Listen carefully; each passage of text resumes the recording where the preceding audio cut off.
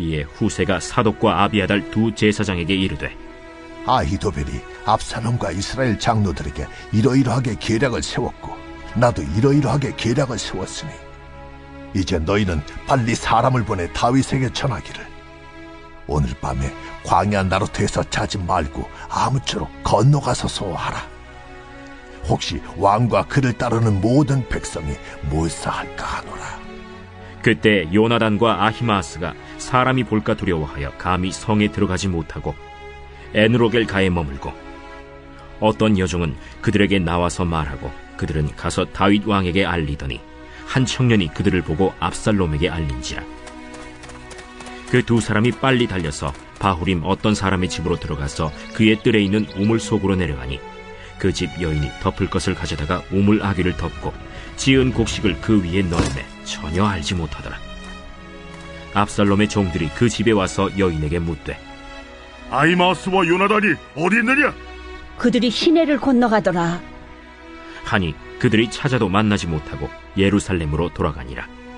그들이 간 후에 두 사람이 우물에서 올라와서 다윗 왕에게 가서 다윗 왕에게 말하여 이르되, 당신들은 일어나 빨리 물을 건너가소서. 아히도벨이 당신들을 해하려고 이러이러하게 계략을 세웠나이다. 다윗이 일어나 모든 백성과 함께 요단을 건널새 새벽까지 한 사람도 요단을 건너지 못한 자가 없었더라. 아히도벨이 자기 계략이 시행되지 못함을 보고 나귀의 안장을 지우고 일어나 고향으로 돌아가 자기 집에 이르러 집을 정리하고 스스로 목매어 죽음에 그의 조상의 묘에 장사되니라. 이에 다윗은 마하나임에 이르고 압살롬은 모든 이스라엘 사람과 함께 요단을 건너니라. 압살롬이 아마사로 요압을 대신하여 군지휘관으로 삼으니라. 아마사는 이스라엘 사람 이드라라 하는 자의 아들이라. 이드라가 나하스의 딸 아비갈과 동침하여 그를 낳았으며 아비갈은 요압의 어머니 스루야의 동생이더라. 이에 이스라엘 무리와 압살롬이 길르앗 땅에 진침이라. 다윗이 마하나임에 이르렀을 때 암몬 족속에게 속한 라빠 사람 나하스의 아들 소비와 로데발 사람 암미엘의 아들 마길과 로글림 길르앗 사람 바르실레가 침상과 대야와 질그릇과 밀과 보리와 밀가루와 볶은 곡식과 콩과 팥과 볶은 녹두와 꿀과 버터와 양과 치즈를 가져다가 다윗과 그와 함께한 백성에게 먹게 하였으니 이는 그들 생각에 백성이 들에서 시장하고 고나고 목마르겠다 함이더라. 오늘 이 본문의 말씀은 정말 위험천만한 위기 가운데 하나님께서 다윗과 그를 따르는 백성들을 구해주시는 이야기입니다. 위기 가운데 사방이 가로막히고 또 어둠 가운데 아무것도 보이지 않을 때 하나님은 과연 어떻게 역사하실까? 물론 초자연적인 기적으로도 역사하시겠지만 이런 위기 가운데 하나님께서는 알려지지 않는 무명의 사람들을 통하여 역사하는 것을 볼 수가 있습니다. 여러분, 오늘 거의 존재감도 없이 잠깐 나왔다가 등장하는 사람이 있는데 바로 두 여인입니다. 여인. 예수님께서도 탄생하실 때 여인의 이 도움이 있었죠. 평생 성전에서 금식하며 기도했던 여선지자 안나와 같은 분, 무명의 여인들의 손길이 있었습니다. 또 예수님이 부활 승천하실 때 부활의 첫 증인이 되었던 여인들. 존재감이 확 성경에 드러나게 자세하게 설명이 되지 않습니다만 잠깐 나타났다 사라지는 이 여인들의 활동은 하나님의 구속사를 이루어가는 데 있어서 정말 결정적인 역할을 하는 것을 볼 수가 있습니다. 자, 오늘 말씀 15절에 후세가 사독과 아비아달 두 제사장에게 이제 이야기를 합니다. 아히도벨이 압살롬과 이스라엘 장로들에게 이러이러하게 계략을 세웠고 나도 이러이러하게 계략을 세웠으니 이제 너희는 빨리 사람을 보내 다윗에게 전하고 오늘 밤에 광야 나루터에서 자지 말고 빨리 건너가도록 하라, 이렇게 얘기를 합니다.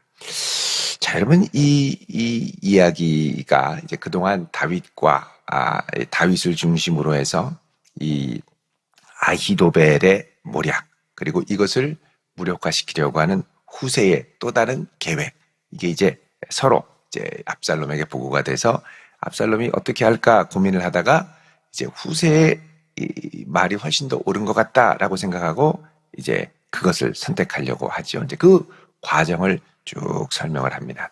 사실 계략으로 이제 이 전략으로 따지면 이 아히도벨의 전략이 가장 정확했습니다.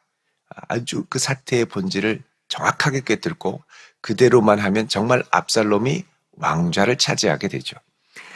근데 하나님께서 이 부패한 마음, 이 압살롬의 부패한 마음을 통해서 이 후세가 그를 자극하는 이야기를 통해서 결국 이 압살롬이 두 가지 선택길 앞에 그릇된 선택을 하도록 이제 역사가 일어나죠. 그래서 사실 우리가 그릇된 선택의 문제를 놓고 기도를 좀 많이 해야 됩니다. 올바른 선택을 할 수 있도록 은혜를 주십시오. 내 눈앞에 옳은 선택이라도 때로는 우리 눈에 가려서 이게 절대 옳게 보이지 않죠. 그래서 고민하고 주변 사람들한테 물어봤는데 주변 사람들도 다 이 옳은 선택이 아닌 그릇된 선택이 맞다고 하는 겁니다. 그러니까 압살롬이 주변 사람들의 이야기를 듣고 결국 선택한 게 뭐냐? 그릇된 선택이라는 거죠. 그릇된 선택은 주변 사람들의 의견에 좌우되지 않습니다. 결과로 나타납니다. 그때는 다 맞다고 해서 선택했는데 그럼 나중에 가서 누구를 원망할 수가 없죠. 그릇된 선택은 결과로 말을 해주는 겁니다. 자, 그래서 이 그릇된 선택을 하게 지금 돼 있는데 혹여라도 한밤중에 이 압살롬의 마음이 변심하면 안 되지 않겠습니까?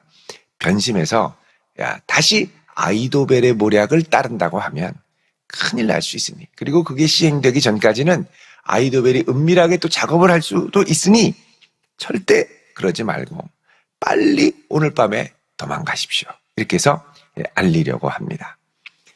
자, 그래서 알리는데 17절에 이 요나단과 아히마스 두 제사장이죠. 아비아달의 두 아들, 아비아달의 아들 그리고 사독의 아들입니다. 아히마스는. 그래서 이제 가려고 하는데 이제 혹시 발각될까봐 어떻게 하냐면 여기 보면 에르노겔가에 머물었다 이렇게 됩니다. 17절에 에르노겔. 이 에르노겔은 이제 정확하게 얘기하면 엔로겔입니다. 엔로겔. 여러분 엔게디 들어보셨죠? 엔게디 그러면 다윗이 도망 다녔던 이 광야의 한 샘을 말하는데 엔 그러면 샘이고 게디 그러면 염소입니다. 그래서 염소의 샘. 그래서 염소들이 거기 와서 물을 자주 먹던 거기 가면은 산양, 산염소 이런 것들이 많거든요. 그래서 엔게디에서 이제 다윗이 도망 다니고 물을 마셨는데 여기는 엔로겔입니다. 엔로겔 그러면 샘은 샘인데 어떤 샘이냐면 빨래하는 샘 이런 말입니다. 그래서 빨래의 샘, 빨래터죠, 빨래터. 여기가 이제 어떻게 되냐면 그 예루살렘 성읍을 보면 예루살렘 성읍에서 이제 동쪽으로는 이 기드론 골짜기가 있고 그 사이에 샘이 이렇게 천이 쭉 밑으로 흘러갑니다. 그래서 기드론 샘이 밑으로 쭉 내려가고 이 예루살렘 제일 남쪽 아래는 힌놈이라고 하는 또 골짜기가 있습니다. 거기서 뭐 쓰레기장처럼 많은 것들을 우상들도 태우고 막 이랬는데 이 흰놈의 골짜기 끝과 그리고 이 기드론 골짜기 끝에 딱 만나는 요 딱 구석 여기에 뭐가 있냐면 바로 이 엔로겔이 있었습니다. 이 엔로겔에서 이제 보면 여기서 이제 그 시온산 사이에 여러 산들이 있는데 산과 산 사이에 틈이 나서 그 엔로겔 터를 통해서 쭉 가면 사해 쪽으로 이제 가게 됩니다. 유대 광야를 이제 쫙 지나서. 그래서 여기는 외부의 침입이 들어올 때 제일 취약할 수 있는, 보통 군대들이 쳐들어오면 여기로 들어오거든요. 그러니까 요 지역, 그러니까 여기서 다윗이 있는 곳으로 곧바로 갈 수 있는 이 통로가 됩니다. 그래서 이 에르노겔가에 이제 밖으로 나가면 또 걸릴 수 있으니까 여기에 가만히 있고 그 여종이 딱 나와 있는 걸 보고 가서 이야기를 하고 전해줍니다. 그리고 이제 가서 다윗 왕에게 빨리 알려라. 그리고 이제 가게 되죠. 그래서 이 무명의 여인이 와서 그 위태위태한 이 쿠데타의 이 시기에 와서 조용히 이야기를 듣고 빨리 다윗에게 가서 알리는 역할을 하죠. 정말 중요한 역할을 한 여인이, 여종이 하게 됩니다. 자, 그 다음에 또 한 청년이 이때 이 두 제사장이 요나단과 아히마아스가 어떤 여인과 얘기하는 걸 보고 딱 보고를 합니다. 그러자 이것을 알고 두 사람이 빨리 달려서 도망을 가는데 어디로 가냐면 바후림, 어떤 사람의 집으로 들어갔다 그럽니다. 18절에 바후림. 여러분, 이 바후림은 어디냐면 여러분 시므이, 다윗을 저주했던 이 시므이가 있지 않습니까? 16장 5절에 보면 다윗 왕이 바후림의 이름에 이제 예루살렘을 벗어나서 갈 때 이 바후림의 거기에 사울의 친족 한 사람이 나왔는데 시므이다. 시므이가 나오면서 계속해서 저주했다 그럽니다. 그러니까 이 바후림 지역은 사울왕, 친사울적인 성향이 있던 동네였습니다. 그러니까 이 동네는 다윗을 배척하기 쉬운 동네인 거죠. 근데 막 달려서 도망가다가 뒤에서 이 추적을 해서 쫓아오면 말을 타고 쫓아왔을 가능성이 많겠죠.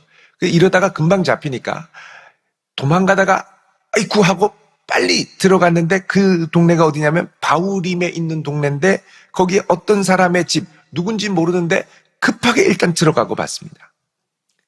그리고 가서 그 집 안에 뜰에 있는 우물 속으로 내려갔습니다. 여러분, 우물이 깊이 파져 있는데요. 뭐 예를 들면 부엘제바 같은 데는 우물 깊이가 70m까지 내려가는 데도 있죠. 깊이 그 안으로 퐁 들어간 거예요. 그래서 간당간당 그 안에서 벽 옆에 있는 벽 아니면 밧줄 내려오는 두레박 같은 거 붙들고 이제 버티고 있는 것이죠. 자, 이렇게 있는데 그 집의 여인이 19절에 이 사정을 아마 들었겠죠.